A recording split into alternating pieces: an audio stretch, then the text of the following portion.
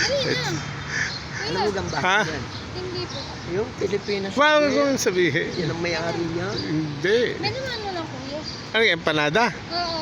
Abay, ito pala hindi mahihain eh. Sige na. Matagal kayo nagbebenta niyan. Oo kuya, mag-iisang taon na po. Kita mo, kaganda po ba? Malakas ang benta mo. Malakas po, nakakaubos ako ng 90 piraso, 100 piraso. Magandang babae, hindi na Iba-viral kita, empanada girl. Naku, viral na po ako. Ha? Viral na po ako. Bakit? Viral na po Ba't ka na viral ate? Gaho ni Sir Vasquez.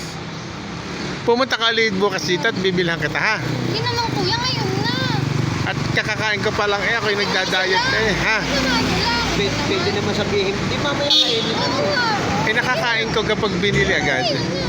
Basta't babalikan kita ha. Ayun lang. Ano pangalaman mo? Arlene. Arlene. Empanada girl po. Kilala ko sa empanada girl. Hindi, Arlene ano ka? Arlene ano? Lartisabal po. Lord Sabal. Sino nga may kilalang artistang Lord Sabal ha? Yung lalaki ano? Kuya, sige na. 25 pesos lang. Teka ha. Baka walang manood sa'yo.